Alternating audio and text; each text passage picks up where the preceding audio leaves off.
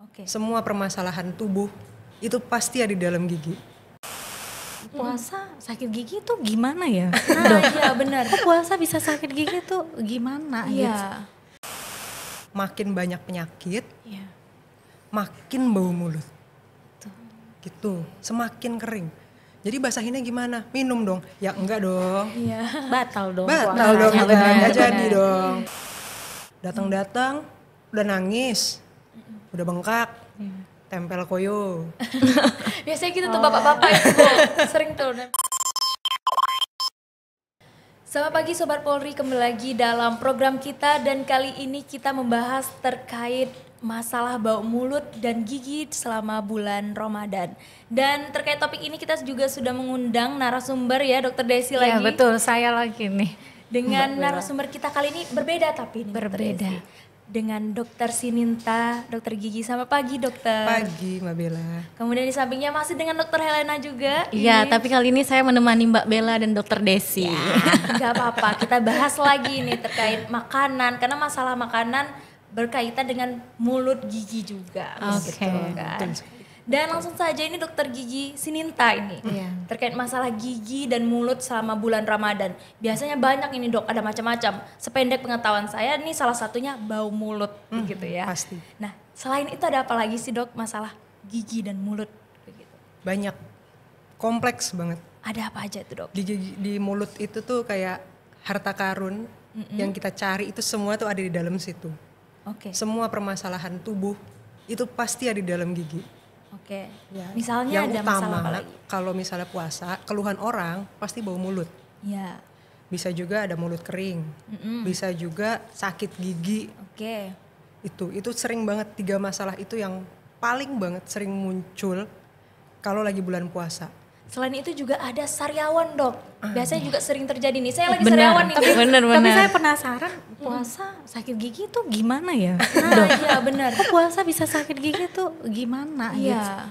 Sebenarnya semuanya itu bukan karena Puasanya. puasanya. Hmm. Semua penyakit itu kan muncul akibat dari sebelum-sebelumnya. Iya. Nanti aja sakit sedikit beli obat di apotek, Iya. enakan dikit nggak mau lagi lanjut. Dokter saya sakit, besok datang lagi ya Pak, kita cek lagi, kita bersihkan lagi. Udah enakan dok, nggak datang, udah nangis, udah bengkak, tempel koyo, Biasanya gitu tuh bapak-bapak itu Bu. Sering tuh nempel koyo. marah-marah, layanin dok, nggak mau, enggak ini itu. Kalau nggak dirawat dari awal, terakhirnya begitu, yang susah siapa? Iya. Nah, itu. Jadi- Jadi kalau sakit gigi karena puasa, hampir pasti nggak ada. Bukan karena puasanya ya. Kebetulan yang terjadinya karena, saat iya, puasa. tidak mau dirawat Gitu, terjadinya saat puasa. Tapi kalau puasa sendiri mungkin dari masalah gigi dan mulut tadi Mbak Bella berarti lebih ke sariawan seperti yang Mbak Bella alami atau mulutnya kering, dan yang topik kita saat ini yang mungkin menjadi pertanyaan juga bau mulutnya gitu, gimana ya? Kalau puasa itu mulut kering, lebih karena intake-nya terbatas. Jadi gimana, kayak yang sudah dijelaskan sebelum-sebelumnya kan, yang banyak dijelaskan terkait gizi dan intake hidrasi. Air tetap harus terjaga. Karena bagaimanapun makin kering rongga mulut, makin banyak penyakit, Iya. makin bau mulut. Gitu, semakin kering. Jadi basahinnya gimana? Minum dong. Ya enggak dong. Iya. Batal dong. Batal dong, puasanya, kita benar, nggak jadi benar. dong. Benar. Jadi ya sahur tetap hidrasi harus 2-4-2, pola itu kita jaga.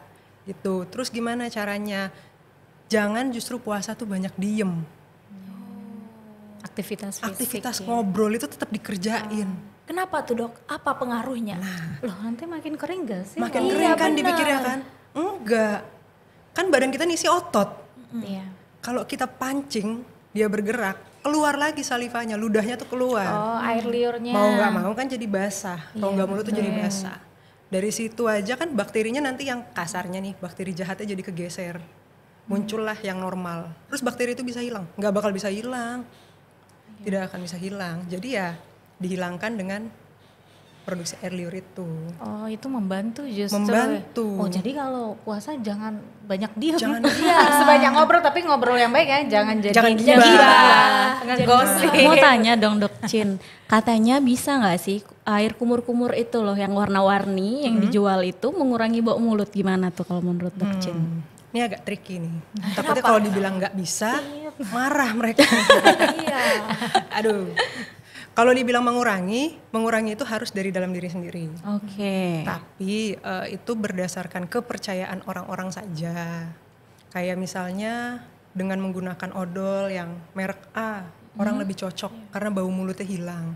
Itu persepsi sebenarnya. Sugesti juga. Sugesti. Jadi sebenarnya pemakaian odol jenis apapun itu kandungannya nggak jauh berbeda kok. Satu sama lain. Satu sama lain tuh bahan dasarnya sama semua.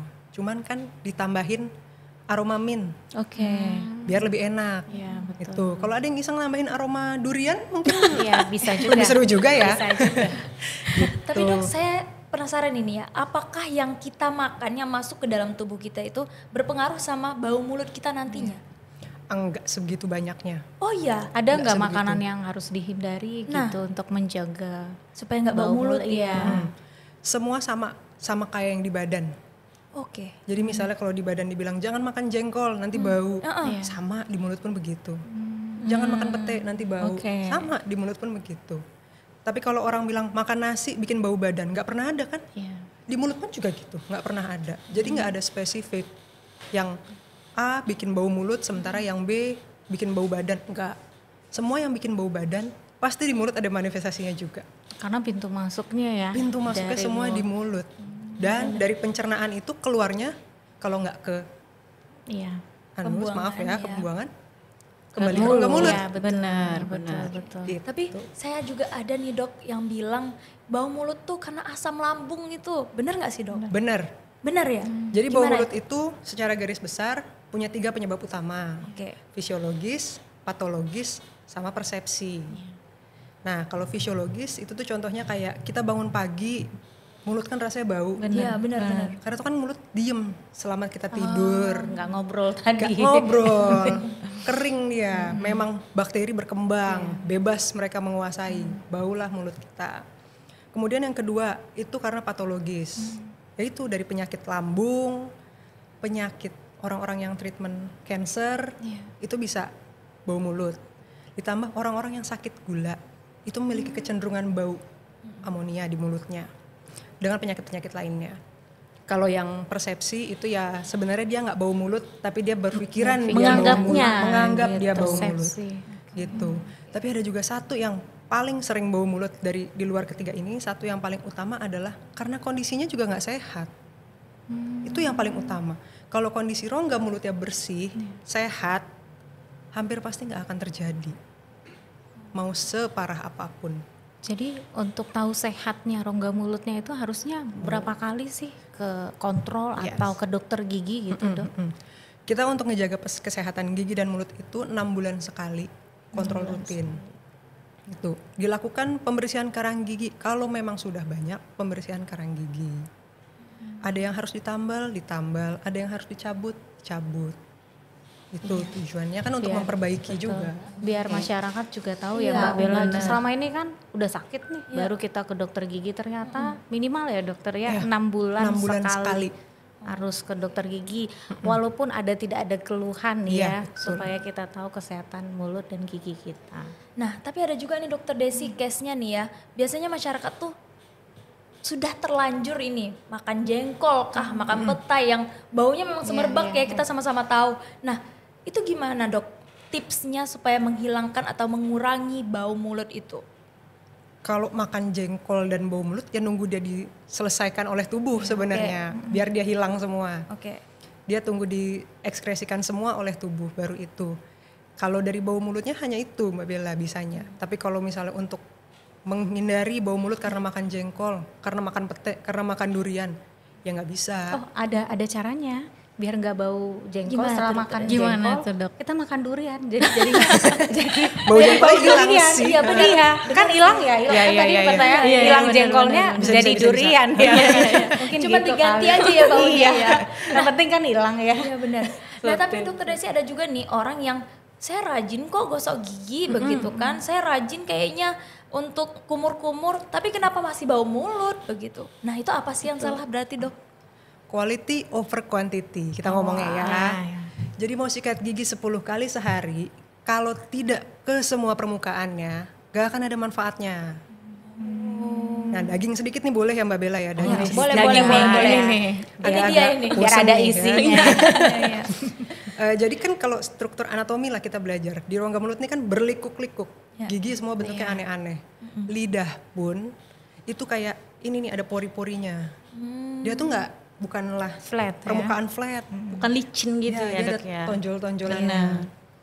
Orang kan mikirannya sikat gigi, Iya. nggak pernah kan sikat lidah. Iya, betul. Padahal bakteri juga bisa beristirahat di lidah. Benar. Makanya banyak orang yang kadang-kadang lidahnya putih. Itu kemungkinan bekas makanan dia tidak bersih, nggak kesikat. Jadi bonusin lah kalau habis sikat gigi, bonusin sikat lidah. Terus sikat gigi nggak usah sampai 10 kali. Yang penting sehabis makan, 15 menit setelah makan, gosok gigi. Harus berapa lama sikat giginya? Nggak usah lama-lama. Yang penting bersih ke semuanya. Kualitasnya ya. Kualitasnya. betul. Kita nggak usah ngomong, saya sikat gigi sampai 10 menit. Gak Odolnya ada yang banyak gitu. Gak ada hasilnya. Nggak ngaruh ya? Nggak. Marah nanti istrinya malah beli odol mulu setiap Iya, Betul, betul. berarti odol yang banyak nggak pengaruh ya? Nggak pengaruh. Itu hanya sugestian biar lebih seger Iya, mulutnya. iya benar. Malah katanya Dok Chin, odolnya tuh di ujung aja gitu ya, Iya. yang benernya. Odol yang bener itu cuman 1 biji jagung. Jadi nggak harus sebanyak Nggak usah zat sepenuh gitu ya? itu. heeh. Setelah itu boleh pakai itu enggak sih obat Boleh, kumur kalau itu? untuk kenyamanan. Tuh, untuk kenyamanan silahkan. Iya, iya. Kenyamanan ya. Kalau Dokter Helena sendiri masalah gigi dan mulut selama puasa ini apa sih yang paling dominan mungkin? Oke, kalau selama puasa sih belum ada, tapi mungkin sebelum puasa ya. Benar apa kata Dok Chin tadi, mungkin cara saya menyikat gigi itu kurang benar. Iya. Yang benar ya Dok Chin, menyikat gigi tuh berputar ya Dok ya. Nah sedangkan kalau kita kan kebanyakan kita lurus-lurus aja, ternyata itu malah mengikis gusi kita secara perlahan. Jadi saya seringnya itu kalau minum es itu ngilu gitu Dok. Gitu, Dok. Sensitif ya Iya, jadinya ya. sensitif. Oh. Jadi masalahnya Dokter Helena mungkin Kompleks lebih nih. ke bau sekaliannya ya. konsul ini ya. Kalau kering kayaknya enggak ya. Lebih ke ngilu. Yang lain yang kering. Apalagi akhir bulan ya kan? Iya. Nah, balik lagi soal bau mulut ini, masalah gigi juga ini Dok. Terus apa sih Dok caranya, tipsnya untuk menjaga supaya kita nggak bau mulut nih, atau menjaga rongga mulut kita ini agar tetap sehat? Terutama di bulan Ramadan ya, Nah, supaya itu. nanti setelah ini tolong kita banyak ngobrol gitu. Nah, Ya. karena kita sudah tahu tipsnya nih. Ngobrol Ini perlu dengan kita- gibah tapi ya. Iya. Iya, Jangan sampai nih betul, karena betul. kita sadar, ih kayaknya bau mulut, jadi ngobrolnya gini nih. Iya. Jadi nggak jelas. Iya, jadi nggak jelas ngomongnya. Kan? Nah gimana tuh Dok tipsnya? tips dan menjaganya? Pasti makanannya harus dijaga, intake-nya harus dijaga. Makanan-makanan yang menimbulkan bau itu udah banyak teorinya beredar di masyarakat, sudah banyak. Bawang, durian, jengkol, pete itu dihindari. Oke. Mereka men-trigger bau semua. Itu dihindari.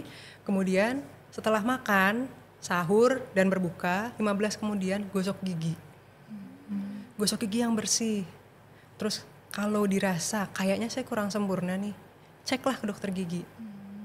Kita nggak tahu dalam rongga mulut kita nggak sakit nih, tapi ternyata ada lubang atau saya udah pernah buat gigi palsu misalnya. Kayaknya udah bagus gigi saya. Ternyata di bawah gigi palsunya banyak makanan nyelip. Ya kalau saya perumpamaan nih, kayak ada tempat sampah di dalam kamar. Coba diemin tempat sampahnya 1 bulan. Kamarnya jadi bau. Bau pasti. Pasti. Itu rongga mulut kita jadinya. Kita diemin loh di situ nggak bersihin. Waduh, hajep di dalam badan kita tuh. Nah, jadi dibersihin. Siapa yang bisa? Ya maaf ngomong, dokter gigi jadinya. Karena kan kita nggak ngelihat, pasien itu nggak ngelihat mulutnya secara langsung. Dia cuma ngaca, oh, udah bersih kok kayaknya. Sementara kalau dokter gigi yang kita lihat, kita cungkil-cungkil alatnya kan semua berbagai bentuk, berbagai liuk kami kan punya. Jadi mesti bisa kita bersihin. Jadi kan Dokter Cinin udah menyampaikan ya bahwa kita tadi minimal 6 bulan sekali ya, sekali. Dok, ya. Benar. Mungkin kita perlu tahu Dokter Cinin nih prakteknya di mana sih? Rasanya kalau dokter giginya gini, saya sih nggak takut ya. Saya malah, iya, soalnya pemahaman saya jadi bertambah. Melek ya, melek. Iya.